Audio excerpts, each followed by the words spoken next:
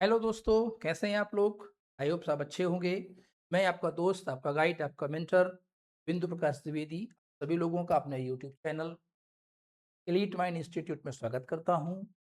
आपसे आशा करता हूं कि आप लोग प्लीज़ मेरे यूट्यूब चैनल को सब्सक्राइब करें, अपने दोस्तों के साथ शेयर करें और अपनी भी लर्निंग को एनहांस करें और अपने दोस्तों की लर्निंग को भी एनहांस करें। तो यूट्यूब के सब्सक्रिप्शन में कोई पैसा नहीं लगता है, बस हमें नॉलेज ज़रूर मिल जाती है। तो मेरी कोशिश यही है कि आप लोग ज़्यादा से ज़्यादा सब्सक्राइब करें, अपने दोस्तों से सब्सक्राइब करवाएँ।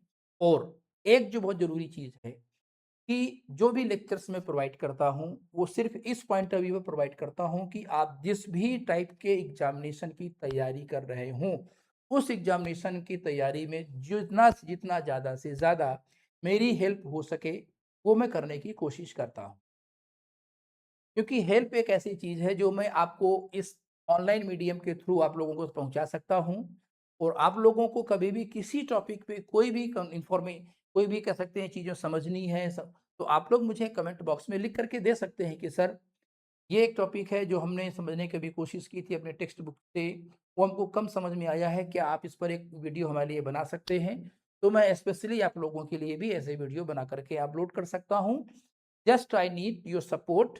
चलिए दोस्तों, आज मैं एक ऐसा चैप्टर लेकर के आया हूँ, इस चैप्टर का बहुत सिग्निफिकेंट रोल है हमारी बॉडी के कह सकते हैं होम्योस्टैसिस को मेंटेन रखने के। क्योंकि जिस समय हमारी फिजियोलॉजिकल एक्टिविटीज़ होती हैं, उन फिजियोलॉजिकल एक्टिविटीज़ के दौरान बहुत सारे प्रोडक्ट बनते हैं। अब उनमें से जो प्रोडक्ट कुछ ऐसे होते हैं जो यूज़फुल होते हैं और कुछ प्रोडक्ट कैसे होते हैं, हार्मफुल होते हैं। खैर, जो यूज़फुल प्रोडक्ट है वो बॉडी में यूटिलाइज़ होगा, उसका स्टोरेज होगा फॉर फ्यूचर यूज़ के लिए। लेकिन ऐसे जो कुछ प्रोडक्ट्स होते हैं जो हार्मफुल होते हैं, अब वो जो हार्मफुल प्रोडक्ट हमारी बॉडी में एक्युमुलेट हुआ है as a result of metabolic activities, या फिर कभी-कभी हम कुछ चीज़ों का एक्सेस कंज़प्शन कर लेते हैं। जैसे कि वाटर बहुत ज़्यादा कंज़्यूम कर लिया गया है, तो वो हमारे ब्लड को क्या करेगा, डाइल्यूट कर देगा। मतलब ब्लड के जो ऑस्मोटिक कंसंट्रेशन है, जो ऑस्मोटिक नेचर है, उसको वो बदल देगा। तो देखिए, कोई भी वेस्ट चाहे वो एक्सेस अमाउंट में आया है, whether it is by ingestion as a result of metabolic activity. जैसे कि मान लीजिए वाटर बाय इंजेशन आता है, या other waste like ammonia, urea, uric acid, या और ये बहुत सारे और कंपाउंड होते हैं, वो सब बनते हैं मेटाबॉलिक एक्टिविटी के रिजल्टेंट। और अगर वो बॉडी में एक्युमुलेट होते हैं, तो वो बॉडी में टॉक्सिसिटी डेवलप कर सकते हैं। वाटर हमारे ब्लड की ऑस्मोलिटी को अल्टर कर सकता है। वो जो आइडियल ऑस्मोलिटी होती है, जब सबको शायद आप लोगों को पता भी हो, वो 200 मिली ऑस्मोल से लेकर के 300 मिली ऑस्मोल के आसपास होती है। तो ये सब चीज़ें अगर होंगी तो बॉडी में एडवर्स कंडीशंस क्रिएट होंगी, तो एडवर्स कंडीशंस क्रिएट ना होने पाए, इसलिए ज़रूरी है कि जो भी एक्सेस बॉडी में एक्युमुलेट हुआ है, this has to be eliminated. और इसलिए जिससे कि बॉडी का जो हमारा इंटरनल कंपोजिशन है, चाहे वो बॉडी फ्लूइड का इंटरनल कंपोजिशन हो, या दूसरी बात है मैं कहूँ कि बॉडी के टेम्परेचर की बेस पे बात करूँ, बॉडी में जो हमारे बॉडी में जो बहुत टाइप के जो ऑर्गेनिक कंपाउंड है, इनऑर्गेनिक एलिमेंट आयंस के फॉर्म में प्रेजेंट होते हैं, उनका जो भी कंपोजिशन अगर अल्टर होता है आइडियल कंडीशन से, means they are if in excess concentration और इन एक्सेस अमाउंट, तो वो बॉडी में कुछ ना कुछ एडवर्स इम्पैक्ट डेवलप कर सकते हैं। तो वो एडवर्स इम्पैक्ट डेवलप ना होने पाए, इसलिए बॉडी में ये भी एक सिस्टम बना बना है कि वो उनको time to time specific path के थ्रू एलिमिनेट करता है। जैसे वाटर स्वेट के फॉर्म में भी निकलता है, यूरिन के फॉर्म में भी निकलता है, वाटर वेपर के फॉर्म में थ्रू और रेस्पिरेटरी पाथ निकलता है। स्किटरी वेस्ट यूरिन के साथ बॉडी बॉडी से बाहर एलिमिनेट होते हैं। और हर एक ऑर्गेनिज्म में, ऐसा नहीं केवल ह्यूमन बीइंग में ये चीज है, अदर ऑर्गेनिज्म में भी ऐसी प्रॉपर्टीज, ऐसी टेंडेंसीज पाई जाती हैं, ऐसी कैपेसिटीज पाई जाती हैं कि जो भी उनकी बॉडी में वेस्ट एक्यूमुलेशन है, या तो वो डायरेक्टली उनके सराउंडिंग इन्वायरमेंट में रिलीज हो जाता है, जैसे जो एक्वाटिक एनिमल्स होते हैं लाइक स्पंजेस हो गए, सिलिंड्रेट्स हो गए, तो in all the body cells are releasing their wastage like CO2 and ammonia directly into water. या कुछ जैसे जैसे कॉम्प्लेक्सिटी एनिमल्स में बढ़ती है, तो जब कॉम्प्लेक्सिटी बढ़ती है तो उनके स्किटरी वेस्ट के एलिमिनेशन का मोड बदल जाता है।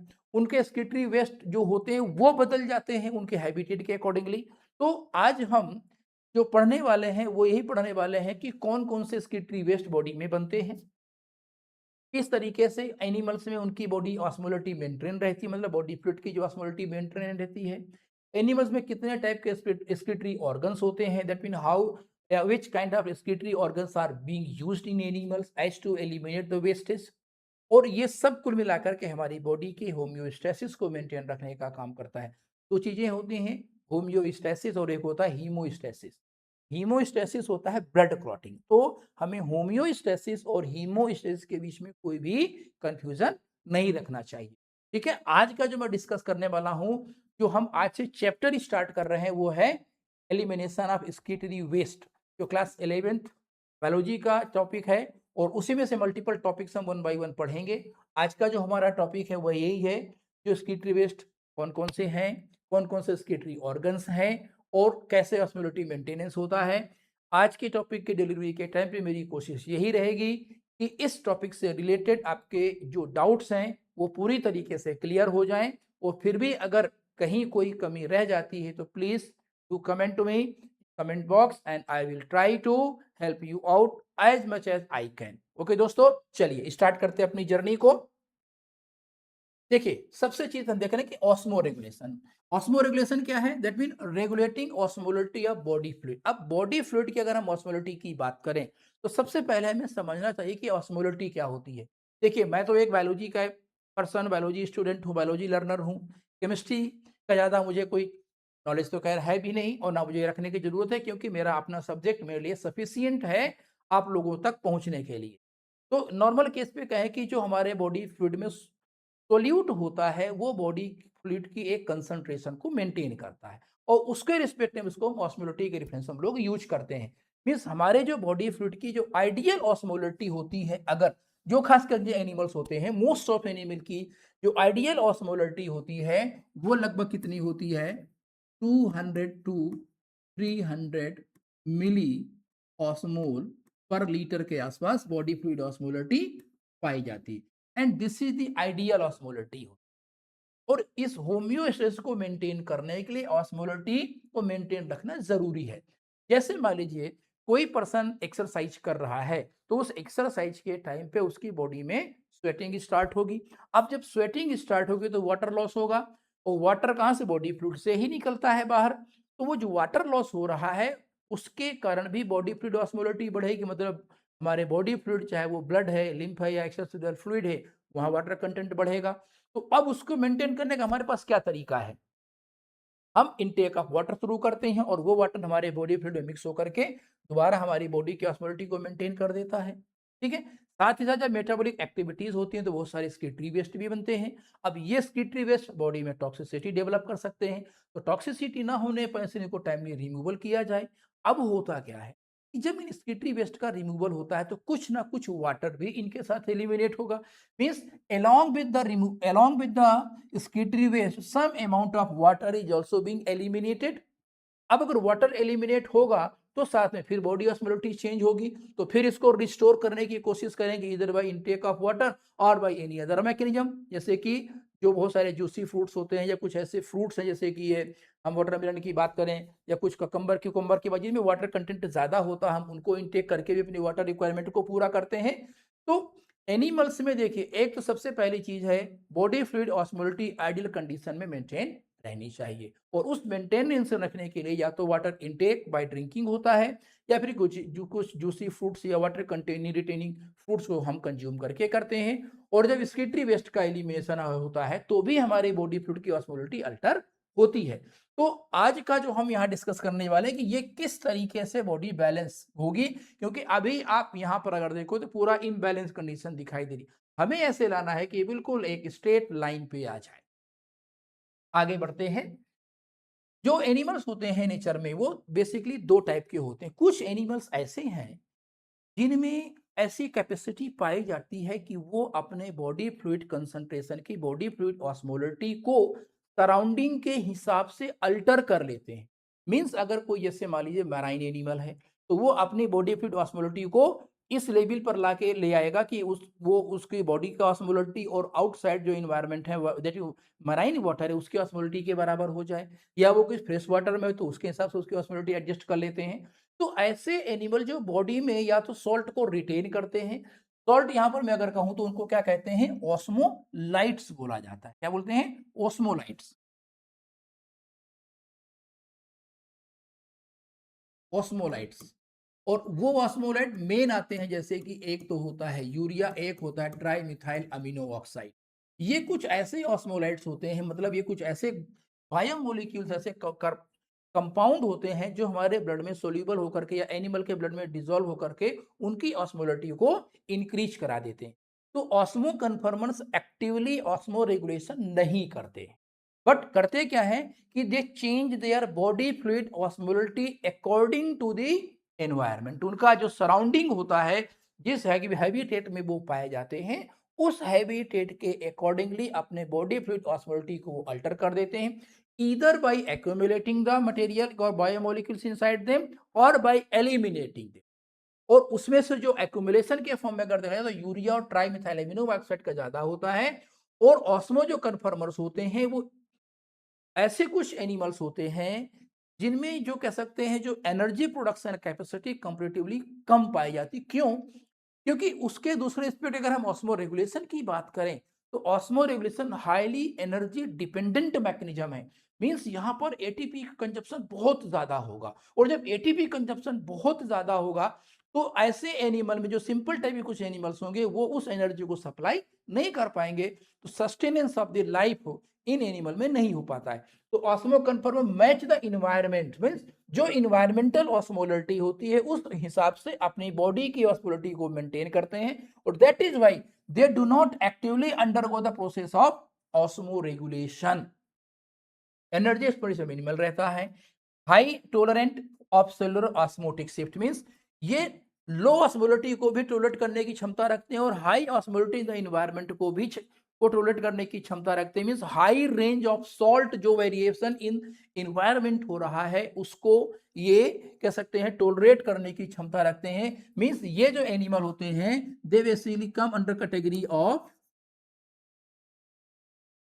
यूरी हेलाइन। यूरी हेलाइन ऐसे एनिमल्स होते हैं जो हाई कह सकते हैं सॉल्ट कंटेंसी को, हाई ऑस्मोलिटी को टोलरेट करने की क्षमता रखते हैं। इसके एग्जांपल में फॉर्म में मोस्टली क्या होते हैं, इन्वर्टिब्रेट्स होते हैं, all marine invertebrate and few fresh water invertebrate. इसमें जो हैग फिश है, ये हैग फिश दी ओनली वर्टिब्रेट है जो कि ऑस्मो कन्फर्मर्स होती है। अदरवाइज जितने वर्टिब्रेट्स हैं वो सभी के सभी वर्टिब्रेट ऑस्मो रेगुलेटर्स की कैटेगरी में आते हैं, ऑस्मो कन्फर्मर्स नहीं है। तो osmo conformers all marine invertebrate and few fresh water invertebrate. only one vertebrate, that is hagfish or the myxine, the only vertebrate that is lies in the category of osmo conformers। In osmo regulator से क्या होते हैं? Osmoregulators maintain the osmolality of body fluid either by intake of water, i.e. release of water, or by intake of salt or by release of the salt। और इस दौरान क्या होता है, हाई एक्सपेंडिचर ऑफ एनर्जी होता है, इनको ATP के फॉर्म में एनर्जी बहुत ज्यादा एक्सपेंड करनी पड़ती है। मींस ये जो एनिमल्स होते हैं ये वाइड रेंज ऑफ सॉल्ट को टोलरेंट नहीं कर पाते हैं। Means they belong to the category of stenohaline category को बिलोंग करते हैं। ये स्टीनोहेलाइन एनिमल होते हैं, means narrow range of salt को टोलरेट करते हैं। Most of aquatic invertebrates, most vertebrates exception elasmobranchs कुछ होती आती हैं। और साथ ही साथ में अगर वर्टिब्रेट के कहें तो ऑस्मो मोस्टली क्या है, वर्टिब्रेट क्या है, ऑस्मो कन्फर्मर ऑस्मो रेगुलेटर्स होते हैं। लेकिन ये हैगफिश एक ऐसा वर्टिब्रेट है जो कि ऑस्मो कन्फर्मर ना कि ऑस्मो regulator है। तो very simple, osmo conformers are the kind of animals which maintain the high osmolality of the body fluid to match the environment outside to their body, while osmoregulators are those which maintain osmolality of the body either by eliminating water and salt or by intake of water and salt। means यहाँ पर energy expenditure ज्यादा रहेगा और यहाँ energy expenditure कम रहेगा। Very clear. चलिए हम आगे की स्लाइड में बढ़ते हैं। अब यहां हम बात कर रहे हैं osmo regulation in fresh water environment. देखिए जो फ्रेश वाटर, मान लीजिए एक यहाँ पर जो इन्वायरमेंट यहाँ पर भरा हुआ है, अगर मैं इसको डायग्रामेटिक प्रेजेंट एक लाइन डायग्राम बना के रिप्रेजेंट कर दूं, ये कंडीशन मैंने इसको पूरा बॉक्स एक बना दिया। ठीक है, ये मैंने एक बॉक्स बना दिया। अब इस बॉक्स के अंदर जो एनिमल है वो एनिमल हमने यहाँ पर फिश को रिप्रेजेंट किया है। डन। अब ये जो पूरा एरिया है यहां पर भरा हुआ है क्या, फ्रेश वाटर। फ्रेश वाटर जैसे हम मान लेते हैं कि ये कोई एक रिवर वाटर है या पॉन्ड है, डन। ये फ्रेश वाटर जिसमें कि सॉल्ट कंटेंट बहुत लो है, और जो फ्रेश वाटर की ऑस्मोलरिटी होती है वो कितनी है, 50 मिली ऑस्मोल होती है, मींस बहुत डाइल्यूटेड होती है। जबकि एनिमल की जो आइडियल ऑस्मोलरिटी कितनी होती है, 200 से 300 मिली ऑस्मोल पर लीटर। अब देखिए जो बाहर का इन्वायरमेंट है, मीन्स जो वाटर यहाँ पर भरा हुआ है एनिमल, जिस वाटर में या जिस वाटर बॉडी में ये एनिमल है, वो जो वाटर है वो कैसा है, हाइपोटोनिक है, और बॉडी कैसी है, हाइपरटोनिक। अब जब ये एनिमल रेस्पायर करेगा तो क्या होता है, यहां पर वाटर ऐसे निकलता है, माउथ से जाएगा और गिल्स से बाहर निकलेगा। जब ये माउथ से बाहर जाएगा और गिल्स से बाहर निकलेगा, तो अब यहां जरा समझने की कोशिश करो, और वो क्या समझना है दोस्तों, इस लेवल पर ध्यान दीजिए कि जैसे हमने यहां पर ये बनाए क्या, गिल्स, ये गिल्स बनाए, डन। और यहां पर क्या फ्लो हो रहा होगा इनके अंदर, इनके अंदर ये फ्लो हो रहा है ब्लड, ये ब्लड का फ्लो हो रहा है। और ब्लड की ऑस्मोलिटी कितनी है, मान लीजिए 200 या 300 के बीच में है, तो अगर मैं इसको नॉर्मल में लिख देता हूं, 250 ऑस्मोलिटी पाई जाती है किसी एनिमल की, ये 250 की ऑस्मोलिटी है। और यहां पर इन गिल रेज के बीच में दोस्तों, इन गिल रेज के बीच में यहां पर देखें अगर, तो ये क्या फ्लो है, यहां पर ये वाटर का फ्लो है, और वाटर ऑस्मोलिटी कितनी दिखाई दे रही है हमें, 50 मिली ऑस्मोल। अब देखिए गिल के अंदर जो ब्लड का फ्लो है वो किसका ऑस्मोलिटी है, उसकी ऑस्मोल 250 है, और जो ब्लड फ्लो हो रहा है बिटवीन द गिल्स, वो जो वाटर जो फ्लो हो रहा है बिटवीन द गिल रेस, वो कितना है, 50 का है। मींस यहां पर ये जो सॉल्यूशन है ये हाइपरटोनिक है, और ये वाला सॉल्यूशन जो water outside the body present है वो कितना है, हाइपोटोनिक है। इस केस में क्या होता है कि जो वाटर होता है, ये वाटर इनके ब्लड में डिफ्यूज होने लगता है by the process of osmosis. Means fresh water animal के केस में जो वाटर होता है वो गिल के थ्रू उनके ब्लड में डिफ्यूज होना शुरू होता है by the process of osmosis. अब देखिए जब वाटर इनकी बॉडी में जाएगा तो इनके ब्लड की ऑस्मोलिटी क्या होगी, डाउन होना शुरू होगी। अब ब्लड ऑस्मोलिटी अगर डाउन होना शुरू होगी तो आइडियल ऑस्मोलिटी से का ये ऑस्मोलिटी लेवल डाउन हुआ तो मेटाबॉलिक एक्टिविटीज में एडवर्स इंपैक्ट आ सकते हैं। तो अगर मेटाबॉलिक एक्टिविटी में एडवर्स इंपैक्ट आया क्योंकि ऑस्मोलिटी चेंज हो गई, मींस जो होमियोस्टैटिक कंडीशंस थी वो डिस्टर्ब हो गई है। अब अगर ये डिस्टर्ब हुई तो अब इसको रिस्टोर करना पड़ेगा इस एनिमल को, और अगर ये रिस्टोर नहीं करेगी तो फिर जिंदगी के राम नाम सत्य होगा। वो राम नाम सत्य ना होने पाए इसलिए जरूरी है कि इस एनिमल के अंदर या ऐसा कोई भी एनिमल जो फ्रेश वाटर में है और ऑस्मो रेगुलेटर की के कैटेगरी में आता है उसके लेवल पर क्या हो, कुछ न चेंजेस आने चाहिए। सबसे पहली चीज, these animal start producing very diluted urine. अब जब डाइल्यूटेड यूरिन लॉस निकलेगा तो वाटर यहां से बाहर निकल गया, मींस जो बॉडी में एक्सेस वाटर आया था वो तो बाहर निकल जाएगा। अब एक चीज और जरा सोचो दोस्तों, एक चीज ये सोचने वाली है कि यहां गिल के लेवल पर जो ब्लड सप्लाई है वो कितना है, 250 मिली ऑस्मोल का है, और जो उनके ऊपर पानी फ्लो होकर के जा रहा है, जैसे मान लो एक गिल है और ये पानी जा रहा है, तो गिल के अंदर ब्लड की ऑस्मोलिटी कितनी है, 250 है, और ऊपर जो पानी फ्लो हो रहा है उसकी ऑस्मोलिटी कितनी है, 50 मिली ऑस्मोल के आसपास है।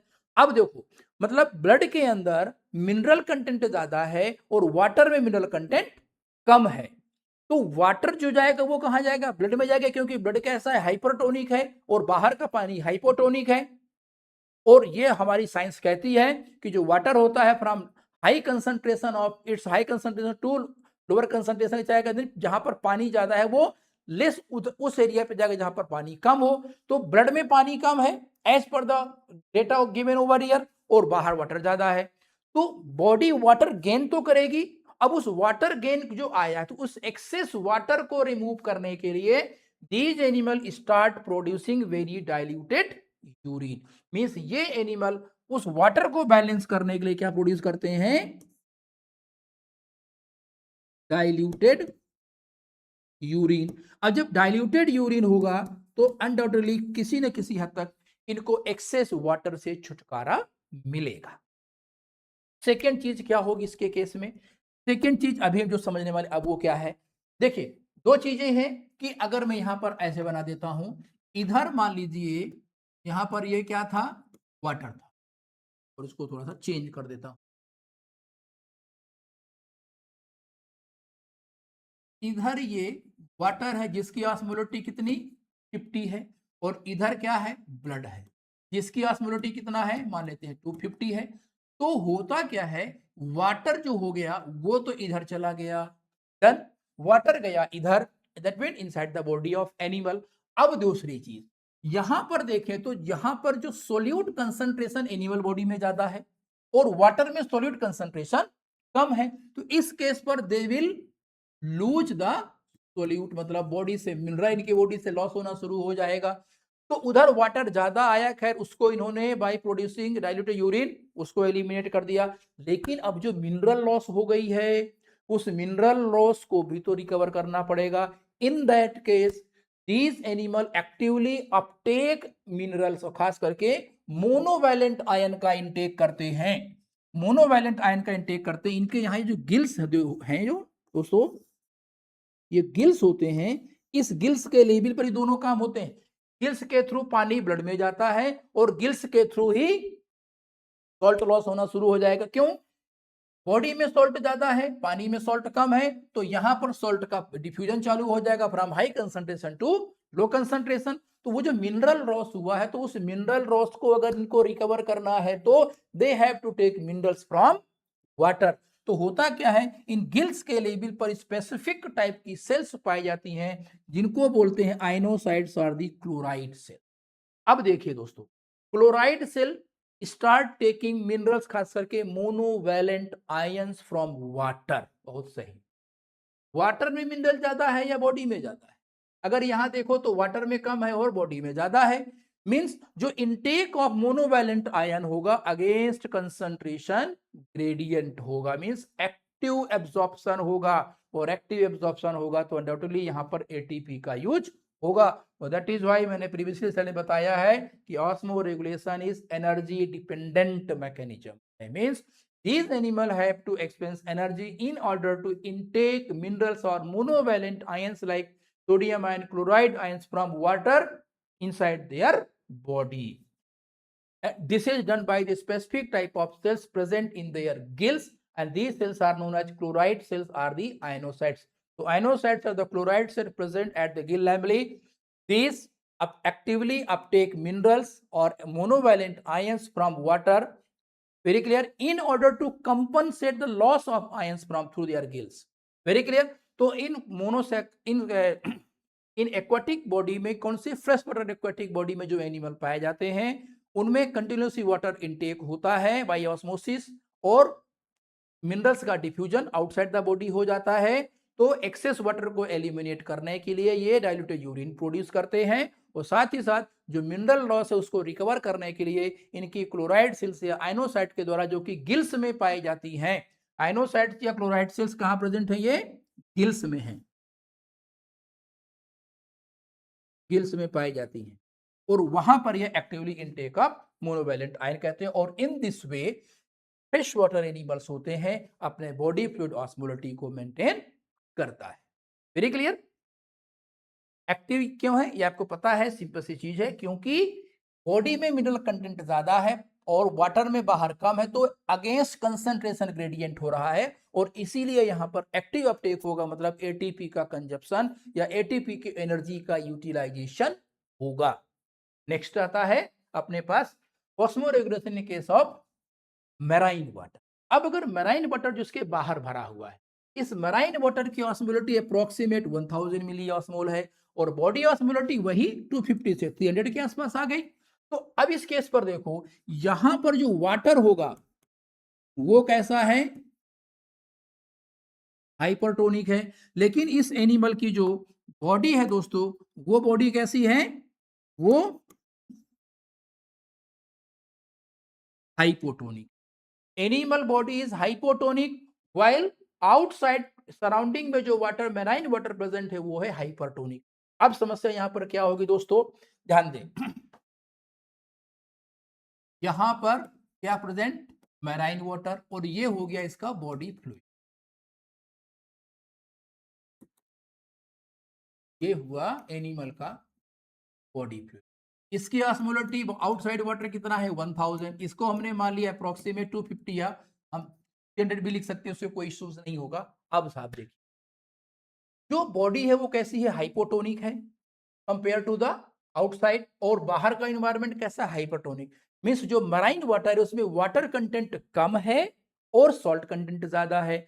बॉडी के लेवल पर बात करें तो वाटर कंटेंट ज्यादा है और सॉल्ट कंटेंट कम है। इस केस में क्या होगा, अब ऑस्मोसिस शुरू होगा, और इस ऑस्मोसिस के केस में वाटर फ्रॉम डाइल्यूटेड सॉल्यूशन, मतलब ब्लड से कहां जाना शुरू करेगा, बाहर जाना। Water start moving from their body to outside. वही कॉन्सेप्ट है ऑस्मोसिस वाला कि in osmosis water moves from hypotonic solution to hypertonic solution through semi permeable membrane. और यहाँ जो इनकी गिल मेम्ब्रेन होती है वो एक सेमी परमिएबल मेम्ब्रेन की तरह से काम करती है। तो in marine water start moving outside their body. अब बॉडी में वाटर, बॉडी से बाहर पानी जाना शुरू करेगा, और जब पानी बॉडी से बाहर जाना शुरू करेगा तो बॉडी की ऑस्मोलिटी बढ़ना शुरू हो जाएगी। अगर बॉडी की ऑस्मोलिटी बढ़ना शुरू हो गई तो इस एनिमल की जो मेटाबॉलिक एक्टिविटीज होंगी वो एडवर्सली अफेक्ट हो जाएंगी।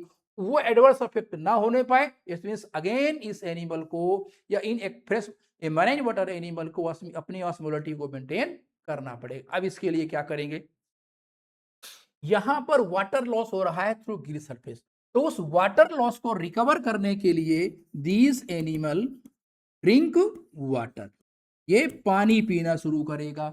अब पानी कौन सा पी लिया, मराइन वाटर जिसमें सॉल्ट कंटेंट ज्यादा है। तो वाटर तो बॉडी में आ गया, बट उसके साथ में यहां पर इस एनिमल की बॉडी में क्या हुआ दोस्तों, इस एनिमल की बॉडी में वाटर तो आया लेकिन जो सॉल्ट का लोड था वो बढ़ गया, सॉल्ट का लोड बढ़ गया। अब अगर ये सॉल्ट का लोड बढ़ा है जो कि नॉर्मली नहीं बढ़ना चाहिए, तो इसको भी एलिमिनेट करना पड़ेगा। तो यहां पर जो गिल के लेवल पर क्लोराइड सेल्स होती हैं, वो क्लोराइड सेल के द्वारा सॉल्ट लॉस या मिनरल लॉस होता है, डन। और साथ ही साथ इनके फीकल मैटर के द्वारा भी मिनरल लॉस या सॉल्ट का लॉस ये एनिमल करते हैं। फीकल मैटर के द्वारा भी सॉल्ट लॉस यहां पर एलिमिनेशन या सॉल्ट का होगा, दोनों तरीके से होगा।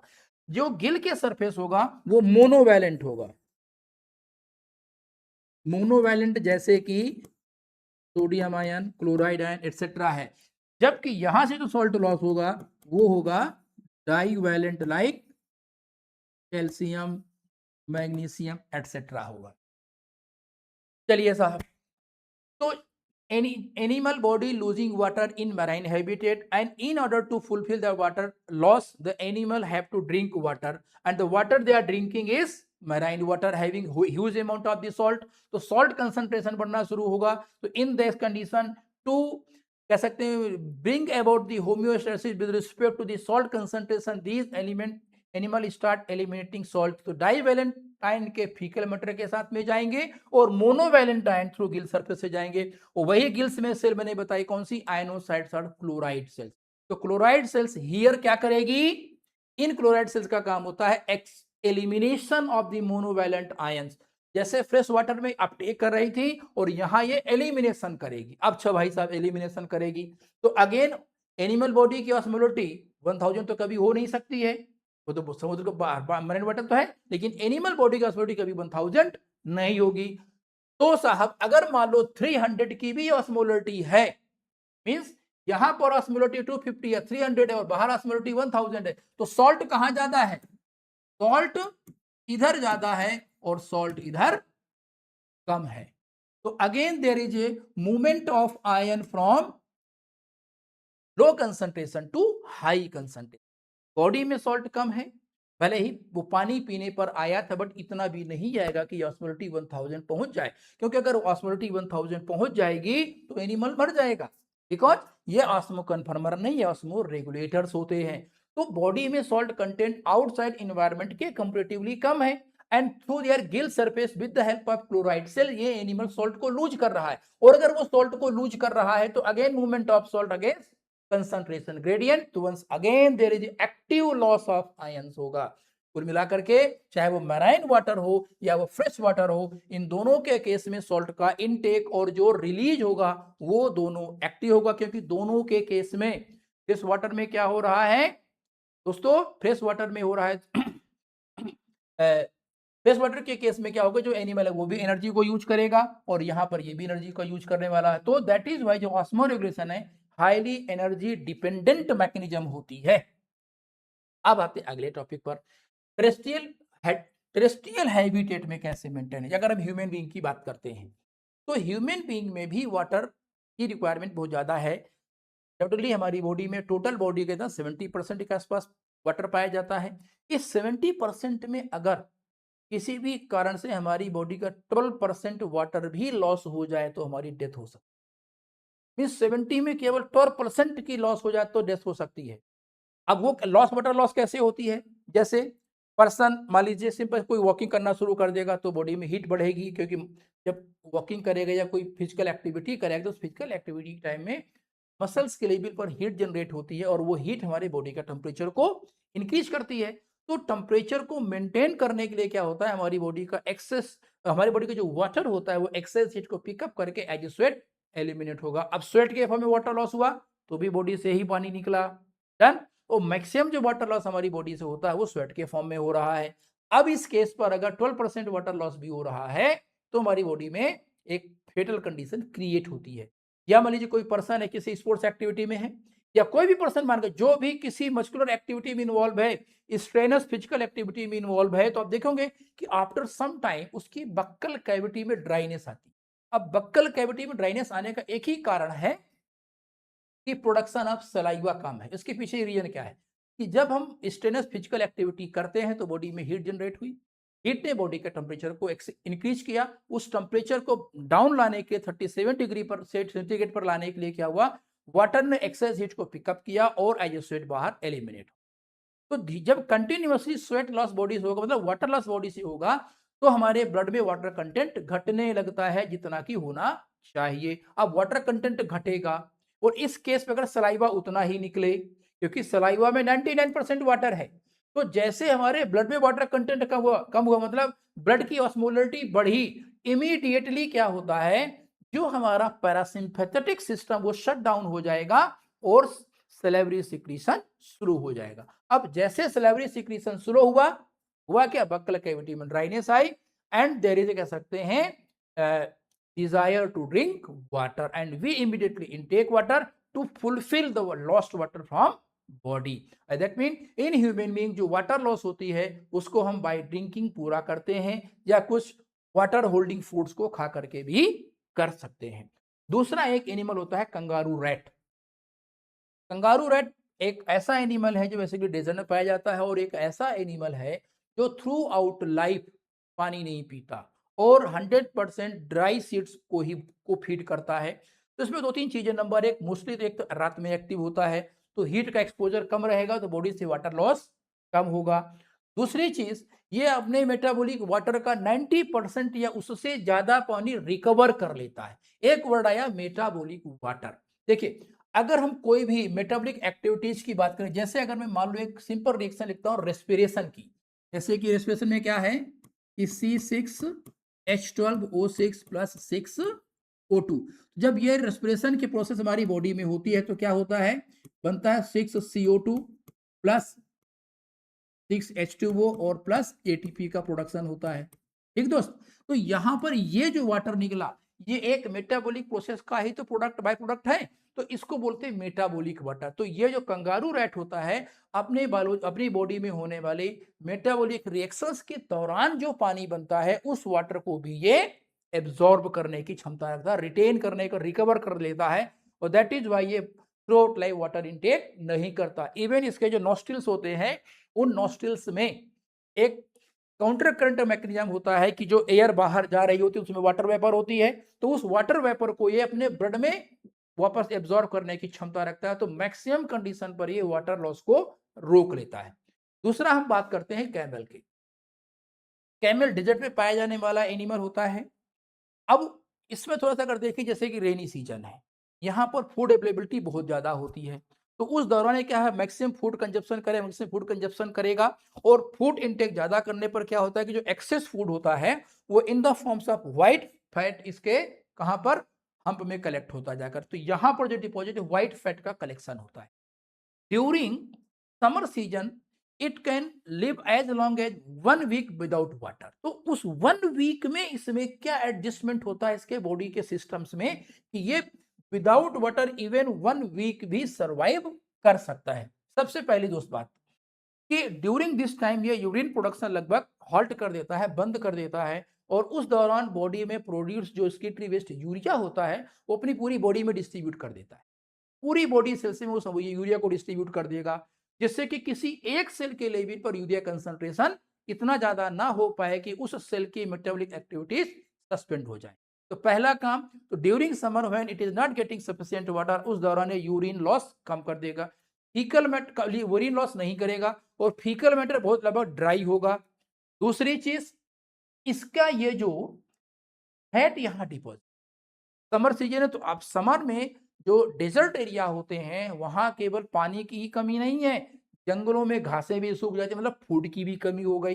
तो उस दौरान अपनी एनर्जी की रिक्वायरमेंट के लिए क्या होता है, इसके इस व्हाइट फैट का मेटाबॉलिज्म होता है। और उस व्हाइट फैट के मेटाबॉलिज्म में भी वाटर बनता है, मतलब मेटाबॉलिक वाटर बनता है। और उस मेटाबॉलिक वाटर को यूज करता है अपनी फिजियोलॉजिकल एक्टिविटीज को पूरा कराने में। And whenever it gets chance to drink water, पता लगा आप मतलब कहने का किसी इमोशंस में आके चलो भाई ये ऊंट प्यासा इसको पानी पिला दो, एक बाल्टी लाया और हैंडपंप रखा, चलाना शुरू किया, थक जाओगे चलाते चलाते। क्यों, एक बार में 70 से 80 लीटर पानी ये एक बार में पीता है।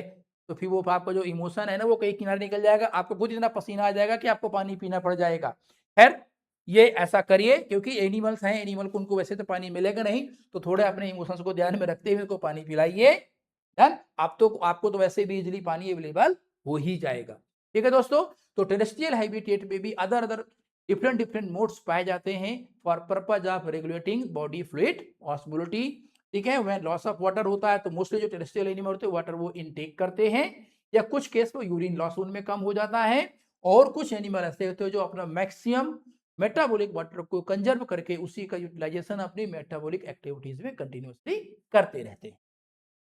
आगे बढ़ते हैं, अब हम बात करते हैं ह्यूमन बीइंग के केस में, या जो भी टेरेस्ट्रियल एनिमल्स होते हैं जिनमें कि प्रोटीन का मेटाबॉलिज्म होता है। क्योंकि जो दोस्तों अगर मैं बात करूं यहाँ पर एक चीज ये कि हमारी बॉडी में जो एक्सक्रीटरी वेस्ट बना है वो एक्सक्रीटरी वेस्ट बेसिकली आता कहाँ से, ऑल द एक्सक्रीटरी वेस्ट खास के having nitrogen in all the nitrogenous waste those are being produced in our body are the derivative product of the protein metabolism. वो protein metabolism के ही product होते हैं, इतना याद रखिएगा।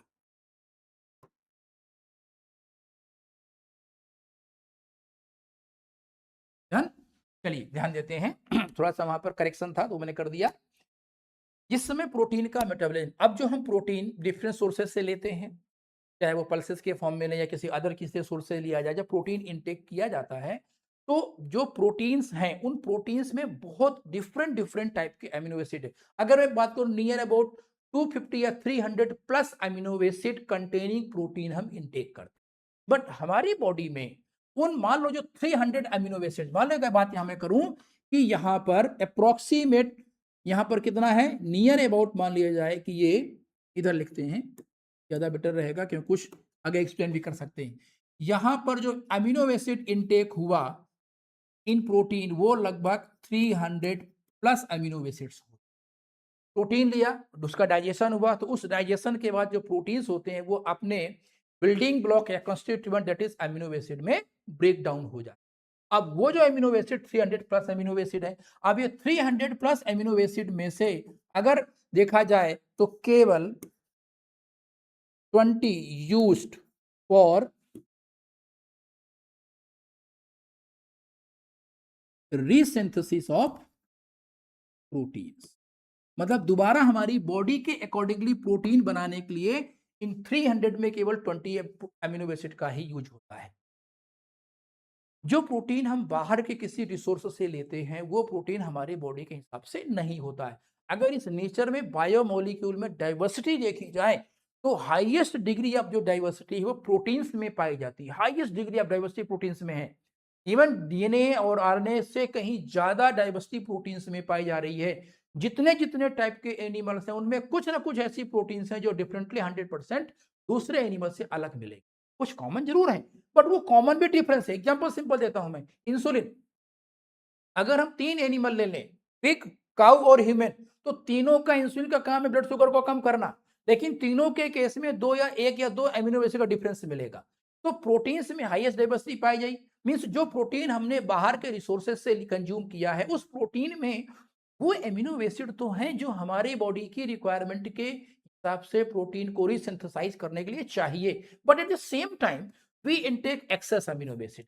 अब ये जो एक्सेस अमीनो एसिड्स होती हैं इनका के दो तरीके से होता है। नंबर एक तो इनका हो सकता है ग्लूकोनियोजेनेसिस, जिसमें amino acid converted to glucose and finally to glycogen में कन्वर्ट हो जाएगा, और या फिर they undergo the process of deamination, और during this deamination there is production of ammonia. And ammonia is one of the highly कह सकते हैं टॉक्सिक प्रोडक्ट है। किसी भी प्रोटीन मेटाबॉलिज्म में जो फर्स्ट नाइट्रोजनस वेस्ट बनता है वो अमोनिया ही बनती है। is the ammonia is the first metabolic waste of the protein metabolism, highly toxic and must be removed as much as it is produced, as soon as it is produced होता है body में। Very clear दोस्तों।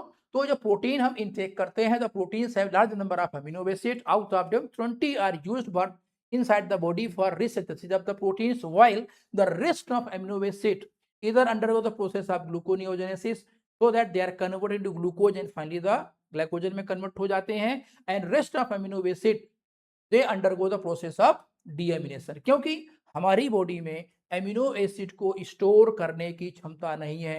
We can store carbohydrates, we can store lipids, but body does not store amino acid. तो amino acid को immediately metabolize करना पड़ेगा, और वो मेटाबॉलिज्म डीएमिनेशन हुआ at the level of urea, तो यहां पर क्या बनता है, अमोनिया बनती है। अब ये अमोनिया हाईली टॉक्सिक है, तो इस अमोनिया को रिलीज करना पड़ेगा। एनिमल में अमोनिया या तो एग्जैक्टली अमोनिया के फॉर्म में एलिमिनेट होती है, या फिर वो किसी लेस टॉक्सिक कंपाउंड में कन्वर्ट हो जाती है। और ये डिफरेंट जो कह सकते हैं product are being produced from ammonia, whether it is urea, uric acid, means जो डिफरेंट टाइप के एक्सक्रीटरी वेस्ट हैं वो एनिमल के हैबिटेट या उसके मोड ऑफ लाइफ पर डिपेंडेंट हैं। जैसे 100% एक्वाटिक एनिमल्स हैं, फ्रेश वाटर एनिमल्स हो, चाहे वो ब्राइन वाटर हो, उनमें मोस्टली अमोनिया निकलेगा। जैसे जैसे they are shifting to terrestrial life वो यूरिया की तरफ शिफ्ट होंगे। या कुछ ऐसे एनिमल्स होते हैं जहां पर किसी पर्टिकुलर स्टेज में उनको वाटर नहीं मिल पाता है, इस केस में वो और दूसरे कंपाउंड में अमोनिया का कन्वर्जन करते हैं, दैट इज यूरिक एसिड में कन्वर्जन कर सकते हैं। तो डिफरेंट टाइप ऑफ जो एक्सक्रीटरी वेस्ट हैं तो वो एनिमल के मोड ऑफ लाइफ और उसके हैबिटेट पर डिपेंड करते हैं। चलिए, तो कुल मिला के बात समझ में आ गई कि प्रोटीन के मेटाबॉलिज्म के रिजल्टेंट अमीनो एसिड्स बनते हैं, and these amino acid are being deaminated as a result of that their production of ammonia, which is highly toxic and first nitrogenous waste to be produced as a result of protein metabolism। आगे बात करो, देखें दोस्तों, अब बात करने वाले हैं हम लोग डिफरेंट टाइप ऑफ या modes of excretion in animals. पहला हम बात करते हैं ammonotelism. Ammonia is highly toxic and highly soluble in water, done, and this ammonia as soon as produced must be eliminated immediately। तो अमोनिया का जो excretion होगा वो बेसिकली उन्हीं एनिमल में होगा जो मराइन जो पानी में एक्वाटिक हैबिटेट में रहते हैं। फॉर एग्जांपल यहाँ एग्जांपल दिया है मेनी बोनी फिशेस। कौन सी? फ्रेश वाटर बोनी फिश है। मराइन वाटर बोनी फिश में ट्राइमेथाइल एमिनो ऑक्साइड का एक्सक्रीशन होता है, ठीक है, मराइन बोनी फिश में। जबकि फ्रेश वाटर जो बोनी फिश होती हैं उनके केस में क्या अमोनिया का एक्सक्रीशन होता है, ठीक। एक्वाटिक एम्फीबियंस, बहुत सारे एम्फीबियन जो एक्वाटिक स्टेट में हैं, या हम एम्फीबियन की लार्वल स्टेज की बात करें, जैसे फ्रॉग का टेडपोल लार्वा है जो 100% हैबिटेट वाटर हैबिटेट में वाटर में रहता है, फ्रेश वाटर में रहता है, तो उसमें अमोनिया का एक्सक्रीशन होगा। एक्वाटिक इंसेक्ट्स हो गए, amoeba, sponges, hydra, crayfish, starfish, otherwise जो ऐसे एनिमल जो फ्रेश वाटर हैबिटेट में रहते हैं उनमें मोस्टली अमोनिया का एलिमिनेशन होता है। इवन मराइन वाटर में है तो भी उनमें अमोनिया का ही एक्सक्रीशन होगा। वो एक्सेप्शनल केसेस अलग होते हैं, बट मोस्ट ऑफ के एक्वाटिक एनिमल में अमोनिया का एक्सक्रीशन है। अब इस अमोनिया का एक्सक्रीशन देंगे, प्रोटीन का मेटाबॉलिज्म हो तो एमिनो एसिड बने, उनके डीएमिनेशन से अमोनिया बने। Ammonia is highly toxic, highly toxic, that is why इसका एक्सक्रीशन एक्वाटिक एनिमल में है। क्यों? अगर कोई भी कंपाउंड है, कोई भी मान टॉक्सिक सब्सटेंस है, उस टॉक्सिक सब्सटेंस की अगर टॉक्सिसिटी को हमें कम करना, तो हमें क्या करना चाहिए? उसको हम डाइल्यूट कर दें। जैसे मान लो कि ये मैंने यहां पर 2 बीकर लिए हैं। अब इन 2 बीकर में दोनों में से 5 ml अमोनिया मैंने रखी है। इन दोनों में कितना अमोनिया है? 5 ml ऑफ अमोनिया है। चलो थोड़ा बड़ा कर देते हैं इसको, लिखने में आराम हो जाएगा दोस्त। इन दोनों के केस में ये मैंने यहां पर 5 ml अमोनिया रखी हुई है, इन दोनों के केस 5 ml अमोनिया है।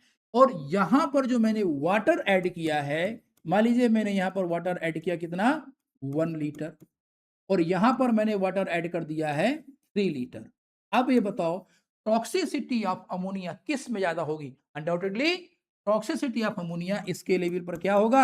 यहां पर इसकी टॉक्सिसिटी हाई होगी, यहां पर टॉक्सिसिटी इसकी हाई होगी। क्यों? क्योंकि यहां पर वाटर कंटेंट कम है। और दैट इज वाई जिन एनिमल में अमोनिया का एक्सक्रीशन होता है, they require huge supply of water. क्योंकि ह्यूज सप्लाई ऑफ वाटर में क्या करेंगे? अमोनिया को डाइल्यूट कर दिया जाएगा। मींस इसके केस पर टॉक्सिसिटी कम है। तो वही अगर एक्वाटिक एनिमल में अमोनिया की एक्सक्रीशन तभी पॉसिबल है when they have huge supply of water to dilute ammonia, जिसके कारण अमोनिया का जो टॉक्सिक इफेक्ट बॉडी में हो सकता है वो कम से कम हो जाए।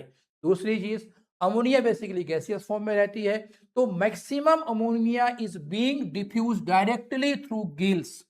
ये जो आप देख रहे हैं स्ट्रक्चर, ये गिल्स है। तो मैक्सिमम अमोनिया का जो एक्सक्रीशन होता है वो गिल्स के द्वारा हो जाता है। और that is why in case of fishes kidney है no significant role in ammonia excretion और ammonia elimination. Again, ammonotelium is the process of excretion of ammonia. In this process, ammonia is being produced and it being highly toxic and readily soluble in water. So these animals require more amount of water for its elimination, and this ammonia is easily passing through gill surface. तो maximum ammonia जो loss होता है वो diffusion के द्वारा gills के through हो जाता है। और that is why in animal में, या कह सकते हैं बोनी फिश की अगर हम बात करें, उनके केस में किडनी है, kidneys have no significant role, या kidneys are insignificantly participating in इसमें ammonia excretion. That is kidney के क्रॉस लगा रहा, किडनी कोई रोल यहाँ पर नहीं नजर आता है। मेनली अमोनिया कहां से निकल रहा है? गिल सरफेस से निकल रहा होता है। ठीक है, अब हम बात करने वाले हैं किसके दोस्तों? हम बात करने वाले हैं other mode of excretion, that is ureotelism, that is excretion of urea. जब एनिमल एक्वाटिक हैबिटेट से शिफ्ट कहां हुए? Terrestrial habitat. अब टेरेस्ट्रियल हैबिटेट में वाटर अवेलेबिलिटी मॉडरेट है। Animals time to time water intake करते हैं, कंटिन्यूसली वाटर कॉन्टैक्ट में नहीं रहते। वो ह्यूमन बींग को ले लें, या हम adult terrestrial amphibian like frog को ले लें, या फिर हम कुछ और एनिमल्स को ले लें, तो जो जिनमें मॉडरेट वाटर अवेलेबिलिटी है, उस मॉडरेट वाटर अवेलेबिलिटी के केस में क्या है? एक ऐसा एक्सक्रीटरी वेस्ट बनना चाहिए जिसकी टॉक्सिसिटी कम हो। मीन्स अगर वो बॉडी में कुछ ज्यादा भी कंटेंट में बने तो भी वो बॉडी में टॉक्सिक इंपैक्ट जनरेट ना करने पाए।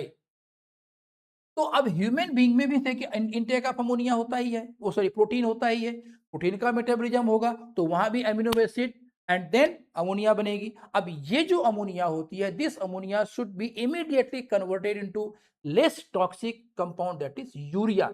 अगर हम यूरिया की बात करते हैं तो कह सकते हैं 1 lakh time less toxic than ammonia and require very less water.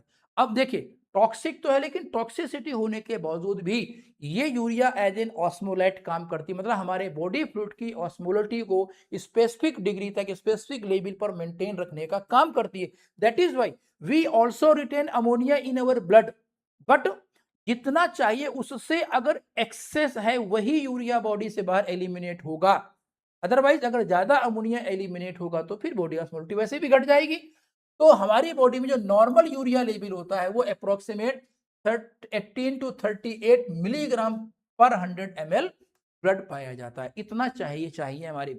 अब अगर इसके बियॉन्ड जाएगा, दैट मीन अगर 38 मिलीग्राम से यूरिया पर 100 ml ऑफ ब्लड में ज्यादा हो जाएगी, तो उस यूरिया का हमें एलिमिनेशन करना पड़ेगा। मीन्स यूरिया बियॉन्ड 38 मिलीग्राम पर 100 ml ऑफ ब्लड हमारे लिए टॉक्सिक होगी, so it has to be eliminated. अब बात ये आई कि जब प्रोटीन्स का मेटाबॉलिज्म होने से क्या बने, एमिनो एसिड बने, और एमिनो एसिड का फर्दर मेटाबॉलिज्म हुआ तो बना अमोनिया। अब ये जो अमोनिया बनी है, वो अमोनिया का यूरिया में कन्वर्जन कैसे होता है, तो conversion of ammonia into urea पहली बात तो लीवर में होता है। कहां पर, लीवर की हिपैटोसाइट्स में होता है।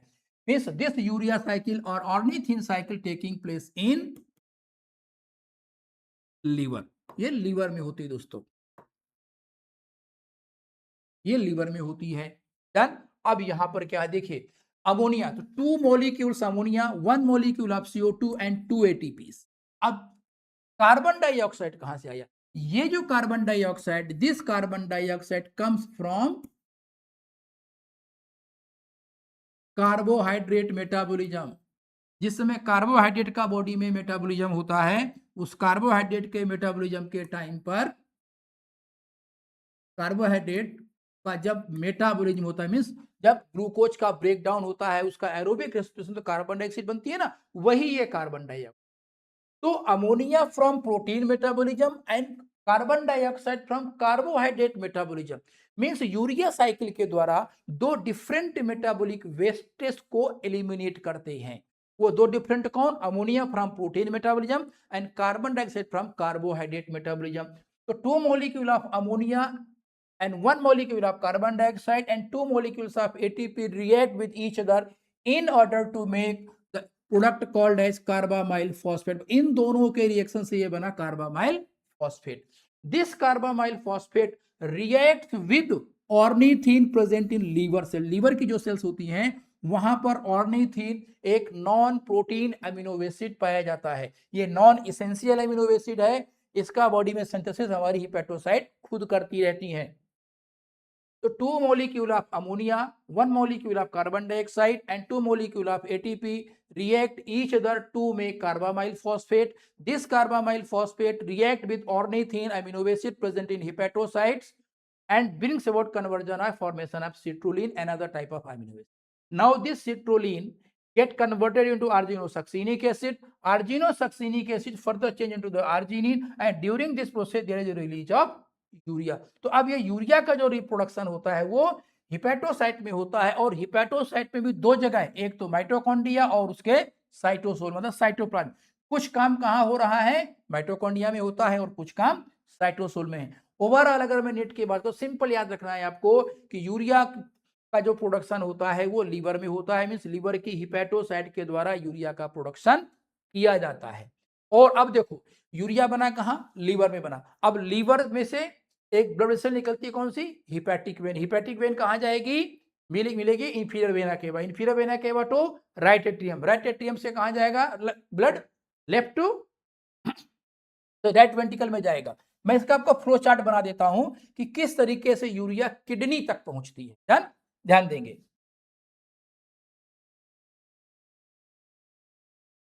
ये हुआ लीवर, लीवर से पिकअप किसने किया, हिपैटिक वेन, याद रखिएगा। Hepatic vein to inferior vena cava, inferior vena cava to right atrium, okay, और right atrium to right ventricle, right ventricle to lungs. Lungs में क्या हमको लेके जाएगा, पल्मोनरी आर्टरी लेके जाएगी। And from lungs to again आया लेफ्ट एट्रियम, लेफ्ट एट्रियम से लेफ्ट वेंट्रिकल, और लेफ्ट वेंट्रिकल से क्या हुई, एओर्टा। एओर्टा की एक ब्रांच निकली, कौन सी, hepatic artery. Hepatic artery, sorry hepatic artery नहीं, गोरी mistake over here, it is कह सकते हैं renal artery, renal artery. And then to कहां पर, किडनी में। मींस हिपैटिक वेन में जो होती है, इस हिपैटिक वेन में इसके लेवल पर देखा जाए तो यहां पर क्या मिलेगा हमें, मैक्सिमम यूरिया मिलेगा। और किडनी से क्या निकलती है बाहर, रीनल वेन निकलती है, तो रीनल वेन में लेस अमाउंट ऑफ यूरिया मिलता है, क्योंकि किडनी से ब्लड फिल्टर होने के बाद टुवर्ड हार्ट जा रहा है ना। तो जो यूरिया है मैक्सिमम कहाँ मिलेगा? हिपैटिक वेन में मिलेगा, क्योंकि अभी यूरिया जस्ट लीवर के हिपैटोसाइट के द्वारा बनाया जाता है and it is added in the blood going toward heart. क्योंकि लीवर से जो ब्लड होता है वो डायरेक्टली किडनी में नहीं जाता है, वो वहां पर कोई कह सकते हैं ऐसा सिस्टम डायरेक्ट कनेक्शन स्टेब्लिश नहीं है। तो जो यूरिया है वो लीवर से कहाँ पहुंचेगी? हार्ट, हार्ट से लंग्स, लंग्स से फिर हार्ट, एंड हार्ट से एओर्टा की ब्रांच बनी रीनल आर्टरी, और देन आफ्टर वो पहुंचती है किडनी में। तो हिपैटिक वेन है मैक्सिमम, मैक्सिमम कह सकते हैं क्या प्रेजेंट होता है उसमें? यूरिया प्रेजेंट होता है, और किडनी से क्या निकलती है? रीनल वेन, और इस रीनल वेन में लीस्ट यूरिया प्रेजेंट होगा, और लीस्ट कितना? जितना बॉडी में हमें चाहिए उतना होगा, उससे ज्यादा नहीं होगा। Very clear? तो दिस इज स्पेसिफिक, कहते हैं पाथ और द मैकेनिज्म ऑफ सर्कुलेशन और circulation of urea produced from liver then brought to the kidney. Done. दो तीन क्वेश्चन यहाँ, एक दो क्वेश्चन ये बनता है कि यूरिया सिंथेसिस कहाँ होता है, यूरिया सिंथेसिस की हम साइकिल को क्या बोलते हैं, कितने मोलिक्यूल अमोनिया यूज होते हैं, कितने मोलिक्यूल एटीपी यूज होते हैं। वैसे ओवरऑल 3 एटीपी मोलिक्यूल होते हैं, एक एटीपी मोलिक्यूल इस दौरान यहां पर भी यूज होता है, यहां पर भी एक एटीपी का यूज होता है। तो दो मोलिक्यूल दो molecule of ammonia, 1 molecule of carbon dioxide, and total 3 molecule of ATP are used to make 1 molecule of urea in hepatocytes. Very clear? And urea is not directly reaching to the kidney from liver, but it is passing to the entire circulatory system. Hepatic vein maximum urea present होगा, और renal vein least urea present होगा, क्योंकि यहाँ filter हो चुका है। लेकिन hepatic vein से लेकर के रीनल आर्टरी तक, जो वहां पर जो उसकी ब्रांची कह सकती, रीनल आर्टरी हो गया, फिर आर्टेरियोल हो गया, उन तक यूरिया के कंसंट्रेशन में ब्लड में कोई चेंज नहीं आएगा, क्योंकि अभी तक यूरिया जो ब्लड में प्रेजेंट है उसका फिल्ट्रेशन ही नहीं हो, फिल्ट्रेशन तो किडनी करेगी। अब जो ब्लड किडनी से वापस हार्ट की तरफ जा रहा है उसमें यूरिया लेवल कम मिलेगा। ओके दोस्तों, चलिए आगे बात करते हैं। हाँ, इस टाइप का स्कीशन मिलेगा किसमें? तो ureotelic excretion observe in mammals, many terrestrial amphibians and marine fishes. ये मैराइन फिशेस मोनली कौन सी कह सकते हैं? जो मैराइन कार्टिलेजिनस फिश होती है उनमें मिलता है। मैराइन फिश में कार्टिलेजिनस फिश है। देन अब हम बात करते हैं यूरिकोटेलिज्म। ठीक है, uricotelism is the excretion of uric acid. Uric acid एक ऐसा कंपाउंड है जो least toxic and least soluble in water, क्योंकि इसका एक्सक्रीशन मोस्टली क्रिस्टल्स के फॉर्म में हो, मीन्स वे वाटर में डिसॉल्व नहीं होगा, और इसको एक्सक्रीशन के लिए ज्यादा वाटर नहीं चाहिए, क्योंकि इसकी टॉक्सिसिटी भी लगभग नेग्लेजिबल होती है। तो उसी प्रोटीन मेटाबॉलिज्म से आगे यूरिक एसिड भी बनता है। वैसे यूरिक एसिड कुछ और सोर्सेस से भी आता है। यूरिक एसिड जो आता है प्रोटीन से भी क्या बनता है, कि मेटाबॉलिज्म से बनेगा, यूरिक एसिड बनेगा। साथ ही साथ जो प्यूरिन बेस होते हैं, प्यूरिन बेसिस कौन कौन से? Adenine and guanine. In purine basis से भी, के मेटाबॉलिज्म से भी यूरिक एसिड का फॉर्मेशन होता है। यूरिक एसिड के दो सोर्स हो गए, एक तो प्रोटीन मेटाबॉलिज्म इटसेल्फ हो गया, और दूसरा प्यूरिन बेसिस एडेनिन और ग्वानिन, इनके मेटाबॉलिज्म से भी यूरिक एसिड आता है। अब ये यूरिक एसिड जो एक्सक्रीशन है उन्हीं एनिमल में मिलेगा जिनमें वाटर इनटेक बहुत लिमिटेड है या बहुत नेग्लिजिबल कह सकते हो, साथ ही साथ जिनमें सेल्ड एग का प्रोडक्शन है। मान लीजिए कोई एक एनिमल है, भले वो एक्वाटिक हैबिटेट में, ठीक है, यहां पर हम बात करते हैं, इसमें एरिया पे जो चीज ड्रॉ कर रहा हूं, यहां पर मैंने बनाया ये एक एक्वाटिक बॉडी है, ये वाटर बॉडी लिख सकता हूं, बेटर रहेगा। यहां पर अपने पास ये एक क्या है? Water body. अब देखिए यहां पर ये क्योंकि एग है, लेकिन ये क्या है? सेललेस एग है।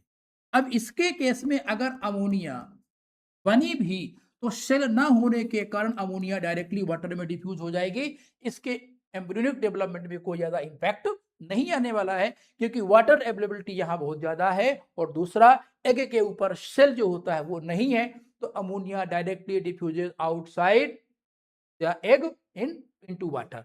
भाई अब एनिमल के केस में क्या बना? कुछ एनिमल जैसे कि अगर हम बात करें रेप्टाइल्स, बर्ड, ओविपेरस मेमल। इनके एग के केस में क्या प्रेजेंट होता है दोस्तों, ये शेल बनता है। अब ये जो एग शेल बनता है, ये जो एग शेल है दोस्तों, this egg shell is absolutely impermeable for water. पानी के लिए टोटली इम्परमीबल है, गैसेस इसके तरह अंदर बाहर जा सकती, मीन्स ऑक्सीजन अंदर जाएगी, कार्बन डाइऑक्साइड बाहर आएगी, लेकिन अगर हम वाटर की बात करें तो इसके अंदर ये नहीं जाए। अब इस केस पे मानो एनिमल की जिसमें ये एग है, जिसके अंदर चल रहा है एम्ब्रियोनिक डेवलपमेंट, वहां पर अगर वाटर अंदर नहीं जा पाएगा और अमोनिया या यूरिया बन जाए, तो कैसे इसका एलिमिनेशन पॉसिबल? क्यों? वाटर तो जा ही नहीं रहा।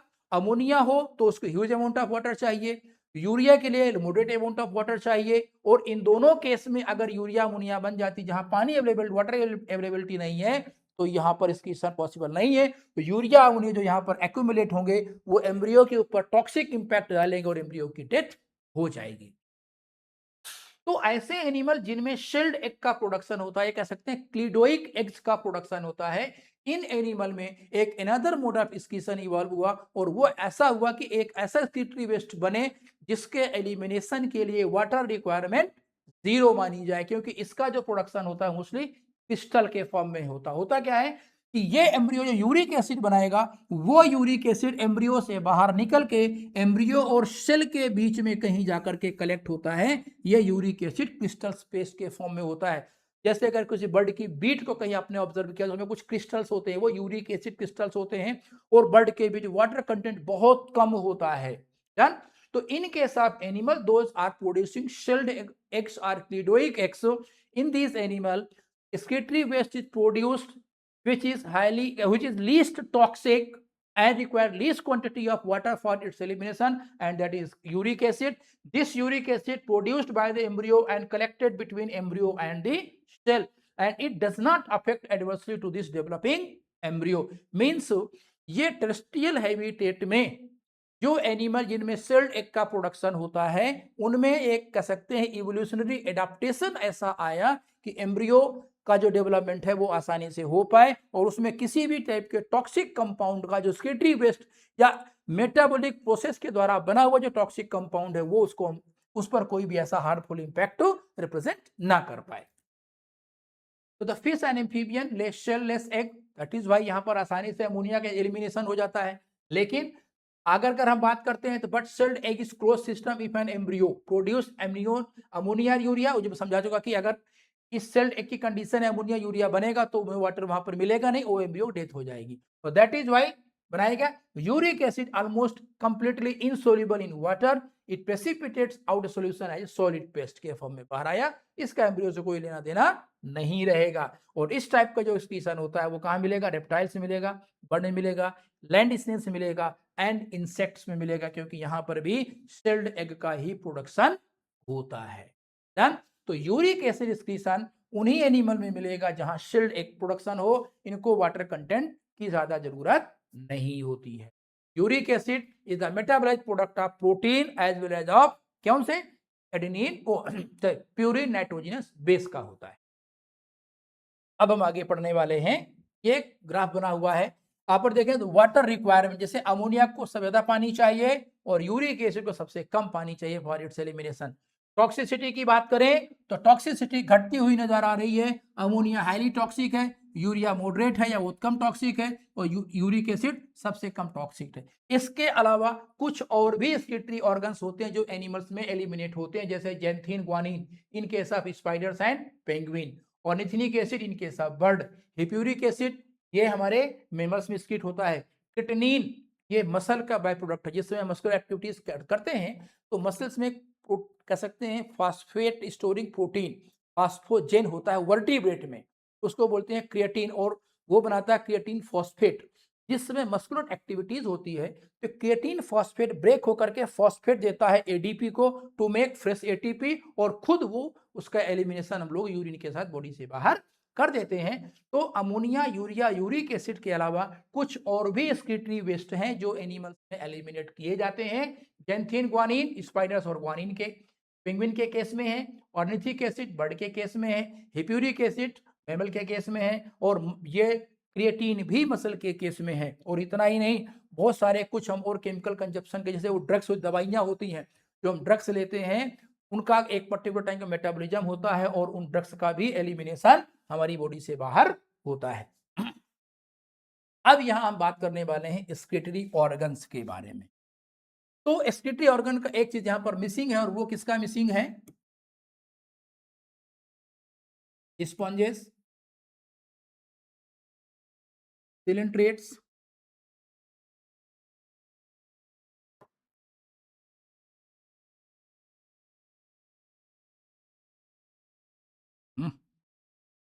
Sorry, coelenterates and ctenophores.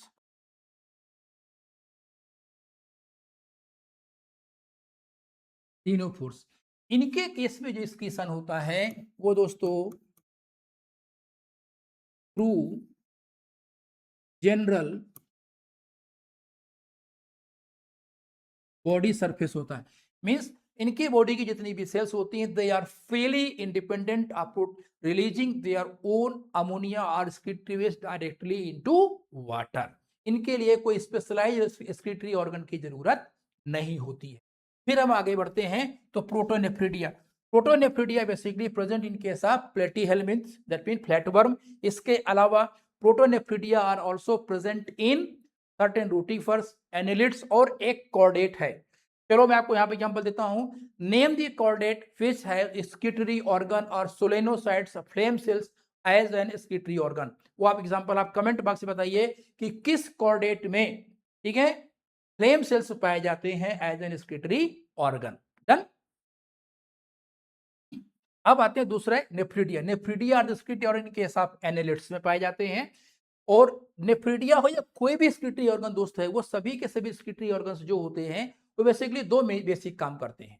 जैसे कि एक तो क्या होता है, रिमूवल ऑफ एक्सक्रीटरी वेस्ट, और दूसरा to maintain the osmolality of body fluid. हाँ, यहाँ मैं इसके बारे में कर सकता हूँ, जो फ्लेम सेल्स होती हैं ये बेसिकली रिस्पॉन्सिबल होती हैं for regulating osmolality. Osmo regulation का प्राइमरी फंक्शन है।